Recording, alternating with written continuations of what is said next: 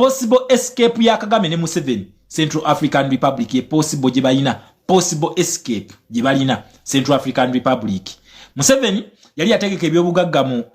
Angola nga jayagala okuwumulira naye okubanga mutumbavu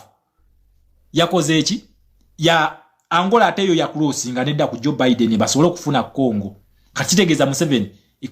Angola wafu kati bali mukubala Central African Republic era bakugamba Kagame mbu bataddemu amaanyi mangi nnyo ne Russia mukalulu kagenda mu maaso mukitegera so mukwavu wazera Museveni twalina kugenda muki mba capitalist bano yensonga kye bali bamwa mission ezo Museveni ekyamuguzisaawo board eyo kugigulawo bagenda kukola ekintu kye bayita open border crossing kye bagenda okukola open border crossing ene ebeera etya tebaaza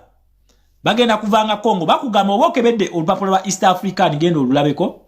we bagamba nti no Muhoozi guddewo border olupapula bakugamba yagudde border mu katundu ka M23 mwali M23 eri Goma ne Bukavu okigere ekintu ekyo kati bunagana e border point ya Congo ne Uganda kati Muhoozi akoze ekintu kye bayita open border crossing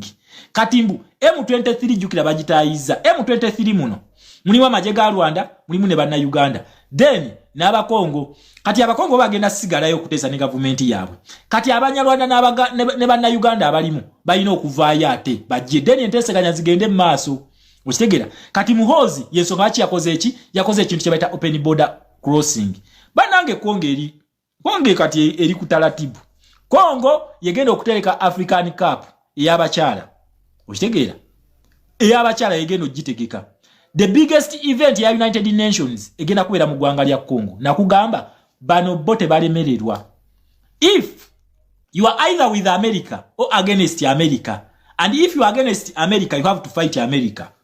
kakati ate obo ogenda girwanyisa oyina okugiwangula especially nga walya ku sente zaabwe Museveni ebbanga lyonna abadde alya sente z'Amerika abo kwaye bamuleta ne ku ntebe eje bifaananyi nabibalaze bibamuleta ku ntebe kati bino byabadde nga akola ebyo nga twepankirako mbu ife tuli ba kitalo UPDF fe to keeping a peace in the region diru yali ya Amerika nga tabagamba nti nno njaka kuwa mu New Uganda tochitya njaka kuwa ka uniform kati nga Museveni kyatabagamba ti diru zino nzikola ku lwa Amerika okitegera kigenda kukakasa kitya nabagambe njagala mutunulye twin bombs kwa twin bombs zino zizemu ne zikubeera mu Uganda naye ku magnitude eyenjawulo Museveni we yali agende Congo we yali agende Somalia yatta abantu 10,000 ku Ethiopian village ne Rugogo we yali agende Congo yatta abantu bangi ku State Square ne ku Parliamentary Avenue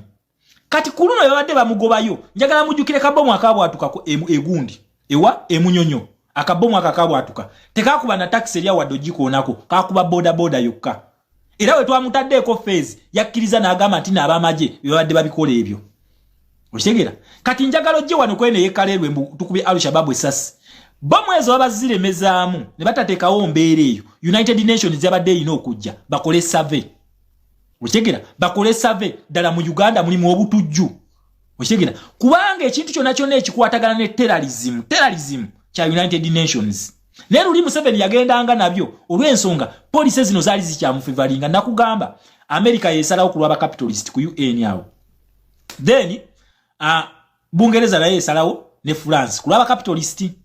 naye America ina influence yamanyi lwaki kubanga yabawa sente ensonga lwaki ne world trade.